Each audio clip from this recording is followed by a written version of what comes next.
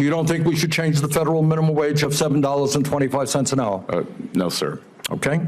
That was Scott Bessent, a hedge fund manager and U.S. President-elect Donald Trump's pick for Treasury Secretary, plainly saying that, no, he does not support efforts to raise the minimum wage for millions of workers across the country to a living wage. Again, it's at federal minimum wage is $7.25. Okay, I remember when we had the last raise for minimum wage. Okay, 2009, I was working at a grocery store. Okay, but that was forever ago. And then we've had massive inflation since then. Well, what happened? I thought we were told that, that we're going to have massive inflation. Oh, things are going to cost so much if we raise the minimum wage, except that we haven't, and costs still went up. What happened? Now, this was during his confirmation hearing before the Senate Finance Committee on Thursday.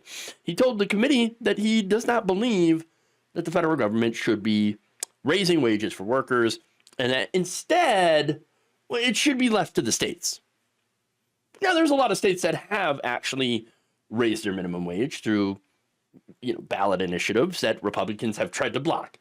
Okay, and so I can see why he would rather have the states be able to do that so they could try and block it. Okay, be more effective at blocking it. But that said, it's important to note that Bessent has assets worth at least $500 million and has no idea what it's like to live on minimum wage, $15,000 a year. Let me tell you what, it is not good. It is not fun. It's actually quite awful, and it's bad for both your mental and physical health. Just saying. Not that Bessent or any of his friends are going to care, because not only is he extremely wealthy himself, but is always surrounded by other super wealthy people. In fact, the poorest people around him are probably the ones who work for him. Now, raising wages is not part of his economic plan, which is known as 3-3-3. Oh, here we go again. This is the, what was it? This is a Herman Cain. Okay, 9-9-9. Except this is 3-3-3, which involves, if you look at the details, trying to reduce the federal budget deficit down to 3% of GDP, getting real GDP growth to 3%, and producing an additional 3 million barrels of oil a day by 2028. So 3-3-3. What impact is that plan going to have on the working poor, the ones who would benefit the most from raising the minimum wage? Well, according to the Center for American Progress, Bessent's goal would likely actually require massive cuts to anti-poverty programs and an increase in middle-class taxes to be achieved. Oh, so wait. Cutting aid for the working poor, who, despite working, are still poor and therefore need some of these anti-poverty programs, and increasing taxes on the middle class. Not the rich, but the middle class. In fact, they have their own plan for the rich, and it's to give them more tax cuts. Look, Bessent wants to extend Trump's 2017 tax scam law, which benefited the very rich. The Center for Budget and Policy Priorities reported that households with incomes in the top 1% will receive an average tax cut of more than $60,000 in the year 2025, this year. Okay, so when they go to file the taxes this year, okay, well, for this year, in 2026, they'll have saved $60,000. Now, compare that to the average tax cut of less than $500 for houses in the 60%. And again, when you talk about the inflation, and especially the inflation that's going to come as a result of Trump's tariffs, that $500 is not going to go very far. It's not going to stretch. As a share of after-tax income, tax cuts at the top for both households in the top 1% and the top 5% are more than triple the total value of the tax cuts received for people with incomes in the bottom 60%. Which, by the way, those tax cuts also massively drove the deficit. The Congressional Budget Office estimated in 2018 that the 2017 law would cost $1.9 trillion over 10 years, all while failing to lead to more household income.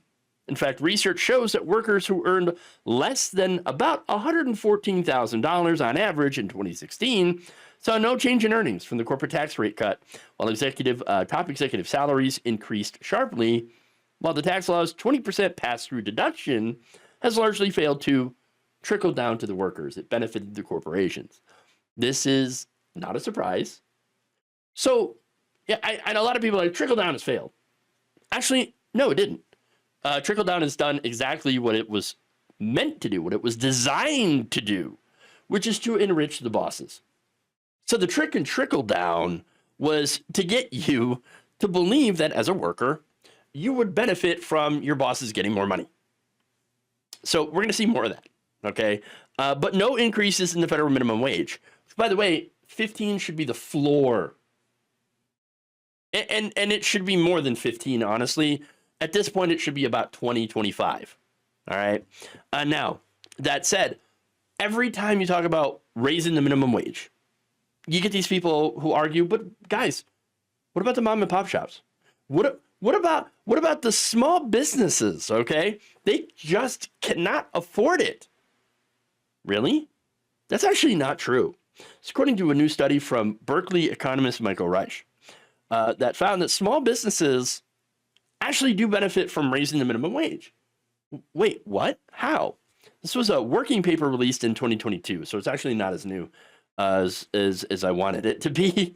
But they found that $15 an hour and higher minimum wages in California and other states and cities actually gave employees more financial security without causing employers to cut jobs. Some of these places end up, what did they do? They passed on some of the cost to the consumers, but with little negative impact. So they still saw the same amount of business. They were able to pay their employees more without impacting their profits. And there was a benefit that was unexpected.